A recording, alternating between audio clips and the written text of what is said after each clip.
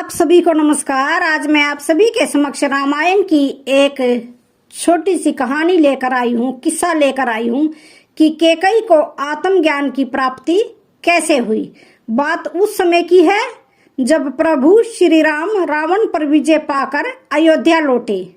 सारे अयोध्यावासी श्री राम के आने की खबर सुनकर उनके स्वागत में खड़े हुए थे। माता कौशल्या, सुमित्रा माता, भरत, शत्रुघ्न सभी प्रेमवश उनके समक्ष खड़े थे। श्री राम के वापस आने की खुशी के कारण सब लोग मूर्तिवत खड़े थे। सबकी आंखों से अश्रु बह रहे थे। कैकेयी की आंखें भी आंसुओं से भीगी हुई थी। उनके मुख पर दुख और ग्लानि के भाव थे। इसी भाव के साथ वह भी श्री राम के सम्मुख उपस्थित होने जा रही थी, परंतु मन ही मन में वो डर भी था। उन्हें लग रहा था कि किस मुंह से मैं राम का सामना करूंगी। एक समय था जब इस मुख से उन्होंने श्री राम के लिए महाराज दशरथ से वनवास मांगा था। आज उसी मुख से कैसे उनके सामने अपना दुख व्यक्त करेंगी। वह सोच रही थी कि उस समय उनके मन में ऐसी क्या कुमति आ गई थी जिससे उनके मुंह से निकले शब्दों के कारण महाराज को अपने प्राण त्याग करने पड़े। श्री राम को सीता व लक्ष्मण सहित 14 वर्षों तक वनवास भोगना पड़ा। राक्षस राज रावण से युद्ध जैसे भीषण समय को सहन करना पड़ा और स्वयं उनका पुत्र भरत भी उनसे दूर हो गया। ये सारे विचार उनके मन में तूफान की भांति चल रहे थे।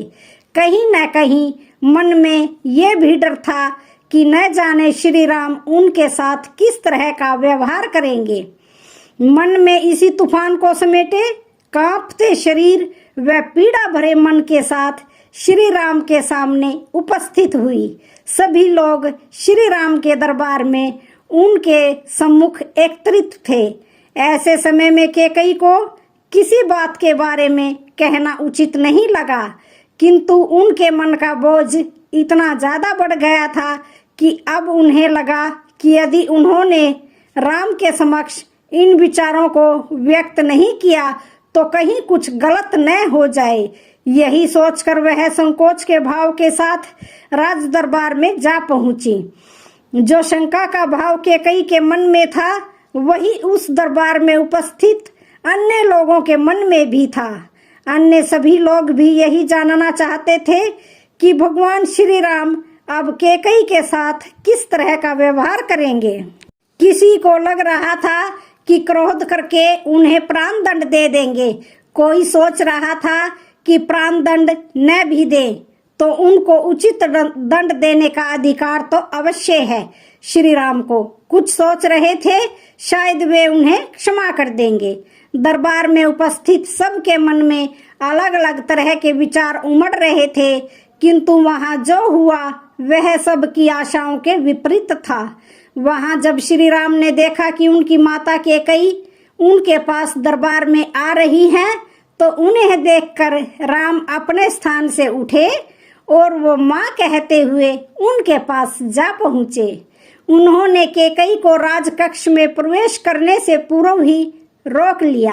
श्री राम ने उनके चरणों में दंडवत प्रणाम किया, फिर उन्हें अपने हाथों का सहारा देते हुए राज दरबार में ले आए। वहां उन्हें सर्वोच्च आसन पर बिठाया। ऐसा लग रहा था जैसे वो उन्हीं की प्रतीक्षा में वहां बैठे हो।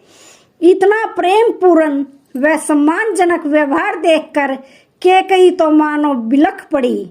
बड़ी मुश्किल से उन्होंने अपने मुख से सिर्फ इतना ही निकाल पाया, नहीं राम, मैं इतने सम्मान के लायक नहीं हूँ। मैं सिर्फ तुम्हारी ही नहीं पूरी अयोध्या की अपराधी हूँ। मेरे कारण तुमने जो दुख सहे हैं, सीता और लक्ष्मण ने जो कष्ट सहे हैं, अयोध्या की प्रजा ने इतने वर्षों तक जो कष्ट सहे हैं, वह मुझे दंड का भागी बनाते हैं। हे राम, मुझे दंड दो, पुरस्कार नहीं। इतना कह करके कैकेयी बिलख बिलख कर रो पड़ी। अपनी माँ के मुख से ऐसी बातों को सुनकर श्री राम बोले, नहीं माँ नहीं, व्यक्ति तो मात्र कर्मों का परिणाम प्रदान करने का माध्यम है, बाकी सारा कार्य तो काल के हाथों में है। आपके मुख से जो निकला, यदि वह न निकला होता तो आज यह आर्यवर्त उस असुर के आतंक से मुक्त नहीं होता। यह दंड नहीं, यह तो पुरस्कार के योग्य कार्य है। भगवान श्री राम गंभीरता पूर्वक बोले, माँ, सामान्यतः हम लोग व्यक्ति के किसी कार्य को कारण समझते हैं और उससे बदला लेने की, उसका उत्तर देने की सोचते हैं, जबकि ऐसा नहीं है। इस सृष्टि के सभी सत्यों में से एक सत्य यह है कि मनुष्य को जीवन में स्थितियां और परिस्थितियां आती हैं, वह उसके द्वारा पूर्व में किए गए शुभ अशुभ कर्मों के कारण ही मिलती हैं। कुछ हमारे पूर्व संचित कर्म थे, कुछ इस जन्म के पाप, जिनका परिणाम हमें दिलाने के लिए उस दिन माँ सरस्वती ने आपसे वह सब करवाया था। वह आपकी जिह्वा पर विराजमान होकर बैठ गई थी। उन्हीं के कारण इतनी कल्याणकारी प्रार्थना आपके मुख से निकल पड़ी, जिस कारण समूची मानवता को उस असुर से मुक्ति मिल गई। भगवान राम के शब्दों में प्रेम के साथ साथ गंभीरता भी थी। भावनाएं सकारात्मक होती हैं तो प्रेम बन जाती हैं, और प्रेम पवित्रता से जुड़ता है तो एक अद्भुत प्रभाव सुनने वाले पर छोड़ता है। यदि भगवान राम के शब्द मात्र शब्द होते तो उनके द्वारा रानी कैकेयी के मन के बोझ को हल्का कर पाना संभव नहीं था, किंतु उनके द्वारा जो यह वचन कहे गए थे वह इतनी आत्मीयता के साथ कहे गए थे कि रानी ने अपने दशकों पुराने मन के भार को सहजता से हल्का होते हुए अनुभव किया। कैकेयी बोली, हे राम, तुम्हारे प्रेम ने मेरे मन के बोझ को हल्का कर दिया है, परंतु अब मैं खुद को इस राजमहल में रहने के योग्य नहीं मानती हूँ। कितने वर्षों तक मैं तुम्हें देखने की लालसा के कारण ही यहाँ पर रुकी रही, किंतु अब मैं वन में जाकर तपस्या करना चाहती हूँ। जीवन के अंतिम वर्षों में शायद मुझ में बोध जाग जाए, शायद मुझे आत्मज्ञान प्राप्त हो जाए, बस यही कामना करती हूँ। श्री राम बोले, यदि आपकी ऐसी इच्छा है तो मैं आपको रोकूंगा नहीं, लेकिन यह जरूर कहूंगा कि यदि आप आत्मज्ञान की अभिलाषा रखती हैं तो मार्ग में पड़ने वाले खेत में जरूर घूम कर जाइए। वहां भेड़ों से कुछ समय वार्तालाप करके ही वन जाइएगा। एक बार वार्तालाप करके देखें, शायद किसी महत्वपूर्ण ज्ञान का स्रोत बन जाए। मैं लक्ष्मण से कह देता हूँ, जब आप जाएंगी तो वह आपको सुरक्षित वन तक छोड़ आएंगे। कैकेयी लक्ष्मण के साथ वन जाने की बात तो वह समझ गई, किंतु भेड़ों से वार्तालाप की बात वे नहीं समझ सकी। भेड़ों से वार्तालाप की बात को सुनकर उन्हें ऐसा लगा मानो श्री राम ने उनसे कोई मजाक किया हो। फिर भी उन्होंने यह सोचकर मन को समझाया कि शायद उनके परिहास में कोई गंभीर संदेश हो सकता है। अगले दिन लक्ष्मण ने भगवान श्री राम के आदेश अनुसार रथ तैयार किया और खुद सारथी के स्थान पर बैठ गए। रानी कैकेयी को लेकर वे वन की ओर निकल पड़े।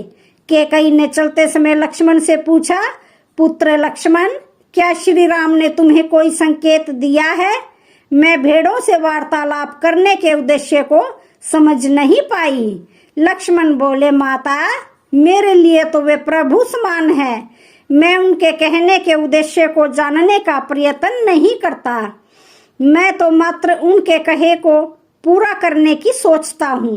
उन्होंने अगर यह कहा है तो जरूर कोई उद्देश्य होगा। आप चिंता न करें, चलिए देखते हैं क्या होता है। लक्ष्मण के शब्दों से रानी कैकेयी को थोड़ी शांति मिली। लक्ष्मण से जो कहा गया था वैसा ही किया।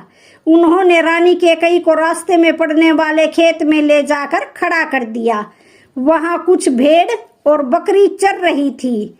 माता कैकेयी उनके पास जाकर एक पत्थर पर बैठ गई और उन्हें ध्यान से देखने लगी। कुछ समय के पश्चात उनकी आंखें बंद हो गई।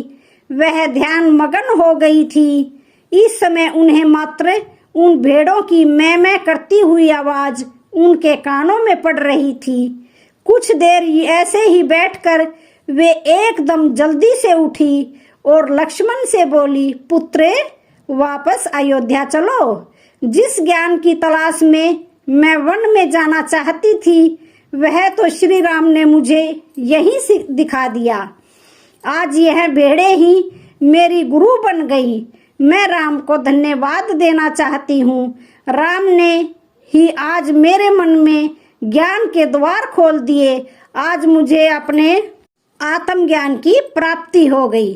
तो आज की कहानी का यहीं पर समापन होता है। वीडियो अच्छी लगे तो चैनल को